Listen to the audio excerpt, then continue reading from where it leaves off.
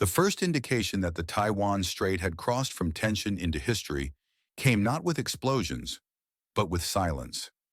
At 2:17 local time, all civilian maritime traffic between Kaohsiung and Xiamen vanished from public tracking systems. AIS transponders went dark one by one, not abruptly but methodically, as if switched off by an invisible hand moving across a map. Port authorities initially assumed a software fault. They would learn within the hour that it was neither accidental nor reversible. Across the Western Pacific, encrypted military channels lit up with traffic. The People's Liberation Army Eastern Theater Command elevated its readiness posture to level 1 without public announcement. Simultaneously, U.S. Indo-Pacific Command issued a quiet directive to all forward-deployed naval assets. Assume contested electromagnetic conditions effective immediately. No declarations were made, no statements issued, but the machinery of conflict had begun to turn. On Taiwan, the first tangible sign was airborne. At 3:04, long-range radar at Lishan detected a dense cluster of low observable contacts rising from bases along the Fujian coast. They did not behave like conventional aircraft. Their ascent was staggered, their signatures inconsistent, some vanishing entirely before reappearing miles away. Analysts identified them as a mixed launch of reconnaissance drones, electronic warfare platforms, and decoys, hundreds of them. The intent was obvious: blind the island before anything else moved. Taiwan's Air Defense Command recommended immediate engagement. The order was denied. Political leadership demanded confirmation. No one wanted to fire the first shot, even as the sky filled with ghosts. At sea, east of the Penghu Islands, the U.S. Navy destroyer USS Fitzgerald operated under emissions control, her radar passive, her crew tense. Captain Andrew Morales had served long enough to recognize the pattern unfolding on his tactical display. Chinese surface combatants were maneuvering west of the median line, not aggressively, but deliberately, forming overlapping patrol arcs. Subsurface contacts appeared and vanished beneath the thermocline. It was not an invasion posture, it was containment. Morales recorded in his log, "They are closing the doors, not kicking them in." At 4:11, his sonar chief reported a brief, unmistakable signature: a UN-class submarine passing within 18 nautical miles. Close enough to be seen, close enough to be felt. No weapons were launched, none were needed. In Washington, the National Security Council convened an emergency session as dawn broke over the capital. Satellite imagery showed Chinese missile brigades dispersing inland, away from fixed launch sites. Cyber Command reported escalating intrusion attempts against Pacific Fleet logistics networks. The president asked a single question that silenced the room: is this still coercion, or is it preparation? No one answered immediately. The distinction, once clear in doctrine, had blurred beyond recognition.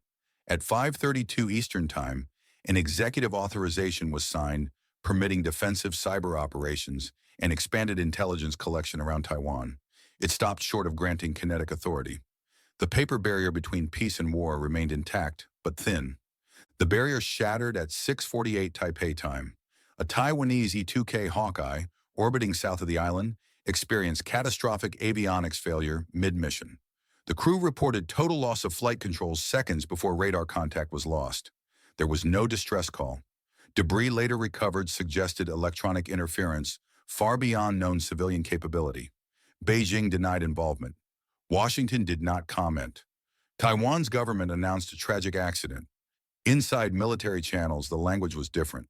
The word attack appeared for the first time, not in public statements, but in classified assessments marked eyes only. Within hours, the strait transformed. Chinese maritime militia vessels surged forward under naval escort, occupying shipping lanes, forcing commercial traffic to reroute hundreds of miles east. Overhead, the drone swarms thickened, saturating frequencies, mapping every emission. Taiwanese fast attack craft shadowed the formations, weapons cold, crews watching fingers hover near triggers. At 14:20, a Taiwanese patrol boat collided with an unlit Chinese trawler operating without identification. Both vessels sustained damage. No shots were fired. Yet videos of the incident flooded social media, stripped of context, framed as deliberate ramming. Protests erupted in multiple Chinese cities by nightfall. The information war had found its spark. The first missile launch occurred at sea, unseen by civilians. At 2107, a Chinese Type 055 destroyer detected what its systems classified as an incoming hostile drone targeting radar emissions. Its commander, operating under expanded rules of engagement, authorized a single surface-to-air missile. The target disintegrated harmlessly, but the missile's trajectory was unmistakable. U.S. sensors aboard a nearby cruiser logged the launch and flagged it as the first confirmed kinetic act of the crisis. Reports raced up chains of command faster than diplomacy could follow. In Hawaii, Indo-Pacific Command elevated readiness across all units. In Beijing, the Central Military Commission met behind closed doors and agreed on a phrase that would later define the conflict: limited force to enforce inevitability. By midnight, Taiwan's air raid sirens wailed across Taipei, not because missiles were incoming, but because no one could guarantee they were not. Civil defense shelters filled, highways jammed, power grids flickered as cyber probes tested their limits. In the darkened control room beneath the presidential office building, Taiwanese leadership confronted the unthinkable. Deterrence had failed without ever being challenged directly. There had been no invasion, no declaration, no ultimatum, only pressure, tightening hour by hour, closing every exit. Far to the east, beyond the first island chain, U.S. carrier strike groups altered course toward Taiwan. Their movement was deliberate, public, and unmistakable. Satellite images were allowed to leak. The message was clear. The United States was not stepping aside. Beijing received the message just as clearly and interpreted it as confirmation that time had run out. At 2 o'clock, a sealed order was opened across multiple PLA commands. The first line read, "Commence Phase 1." No one present needed to read further to understand what came next. Phase 1 did not begin with fire. It began with subtraction. Across Taiwan, fiber optic links slowed, then fractured. Cellular networks degraded unevenly. Pockets of signal surrounded by digital dead zones. Air traffic control screens froze mid-refresh. Aircraft icons suspended like insects in amber. Hospitals switched to backup power as grid frequency wavered. None of it was total, none of it unmistakably military. It was pressure applied with a surgeon's precision, enough to induce panic without granting clarity.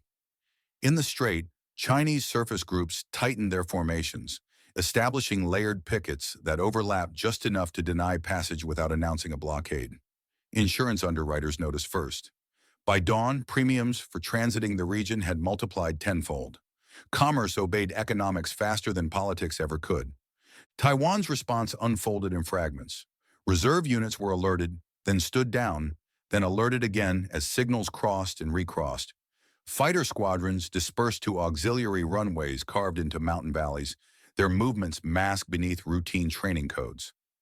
Coastal missile batteries rolled under camouflage nets along highways that civilians still used, their presence both invisible and impossible to hide. The public narrative emphasized calm and resilience. The internal one acknowledged a shrinking window. Every hour without clarity favored the side applying pressure. Every restraint was a concession disguised as patience. At sea, the first American carrier group arrived east of Taiwan before sunrise, its escorts fanning outward in practiced geometry. The carriers held their air wings back, aircraft spotted but not launched, decks alive with motion that led nowhere. Chinese reconnaissance assets tracked every movement, feeding data into targeting systems that did not yet have permission to fire. Between the fleets stretched an invisible boundary defined by doctrine and fear.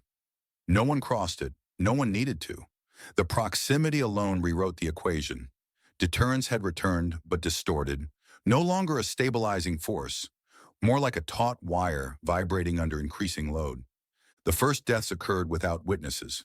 A Taiwanese cyber unit operating from an underground facility near Taichung lost environmental controls during a sustained intrusion attempt. Cooling systems failed, alarms triggered too late, and 3 technicians collapsed before evacuation protocols engaged. Officially, it was an industrial accident. Unofficially, the incident circulated through intelligence channels as proof that the battle space now extended into every sealed room and hidden server. War had found lungs to crush without ever breaking skin. Beijing escalated with choreography. At 11:40, live fire exercises were announced along the Fujian coast, complete with footage of missile launches and armored formations. The timing was deliberate, overlapping with diplomatic outreach to regional neighbors, urging restraint and warning against external interference. The contradiction was not accidental. It was signaling layered atop signaling, reassurance braided with threat. In Washington, analysts debated intent while watching missile telemetry scroll across screens. The numbers told a story words could not. Launch profiles optimized not for demonstration, but for effect. The first strike, when it came, was framed as an error. A Chinese ballistic missile, part of a coastal test, malfunctioned and impacted the sea well east of its declared zone. The splashdown occurred within 30 nautical miles of a U.S. cruiser. The Pentagon released footage within hours, annotated and time-stamped, allowing the implication to speak for itself. Beijing protested the release as provocative. Both statements were true. Neither mattered. The market reaction was immediate. Asian exchanges plunged. Energy futures spiked. Civilian airlines rerouted en masse. The strait emptied as if drained. On Taiwan, the government made its choice quietly. At 1800, it authorized limited active defense. Radar systems that had remained passive came fully online. Air patrols expanded westward, brushing the median line for the first time. The move was small, reversible, and irreversible all at once. Chinese fighters responded within minutes, mirroring the patrols with clinical precision. The sky above the strait filled with contrails that never intersected, choreography maintained by split-second calculations and unspoken rules. Pilots on both sides reported the same sensation. Being watched too closely, measured not as humans but as variables. That night something broke. At 22:13, a Taiwanese air defense battery misclassified a fast-moving object descending toward the northern coast. The operator had seconds to decide. He fired. The interceptor struck nothing of value, a decoy drone already shedding debris. But the launch itself crossed a threshold that had held for days. Chinese command logged the event as hostile engagement. The response authorization arrived faster than any human conversation could. 2 cruise missiles lifted from a coastal platform and skimmed the sea toward the source of the radar emission. The impacts were contained, precise, devastating. The battery was destroyed. The surrounding area plunged into darkness. Casualties were limited to military personnel. Beijing announced the strike as a defensive action against an unlawful attack. Taipei called it an act of war. Washington convened another emergency session as satellite feeds replayed the explosions from half a world away. The president listened to briefings in silence, then asked for casualty numbers. When told they were low, he nodded once. Low casualties meant room to maneuver. High casualties would have closed that room forever. The room narrowed anyway. Overnight, U.S. forces initiated Operation Aegis Corridor, deploying additional naval and air assets to secure access routes east of Taiwan. The operation was defensive by description, offensive by implication. Chinese media labeled it encirclement. Chinese commanders prepared counters. Missile brigades received updated target packets. Submarines repositioned along likely transit paths. None of it required new orders. Phase 1 had achieved its purpose. The inevitability Beijing sought was no longer abstract. It was measurable, unfolding minute by minute, visible on every screen that mattered. As dawn broke, Taiwan awoke to a different reality. The sirens were silent, the streets deceptively normal, but the air felt altered, heavier. Everyone sensed it, even if no one said it aloud. The crisis had slipped its leash. Whatever followed would not be undone by statements or restraint. Somewhere beneath the strait, steel hulls glided through black water, weapons armed, waiting for a signal that might never need to be spoken. Phase 2 arrived without announcement, as inevitabilities often do. At 4:36, seismic sensors along Taiwan's eastern coast registered impacts that were not earthquakes. Within seconds, hardened military satellites confirmed multiple hypersonic glide vehicles, descending toward fixed radar installations and command nodes. There was no warning time worth naming. The weapons struck with precision that bordered on indifference, collapsing bunkers designed to survive decades of planning. Taiwan's integrated air defense fractured into isolated pockets, each fighting a war with partial sight and outdated data. The strikes were not annihilating. They were subtractive, removing coherence, turning a system into fragments that could still move, but no longer think as one. The United States responded the only way left available, by entering openly. At 5:12, long-range bombers launched from beyond the second island chain, their flight paths announced indirectly through detectable refueling patterns. Cruise missiles followed, arcing low toward coastal launch sites and command relays. Cyber operations flared simultaneously, overwhelming networks already strained to breaking.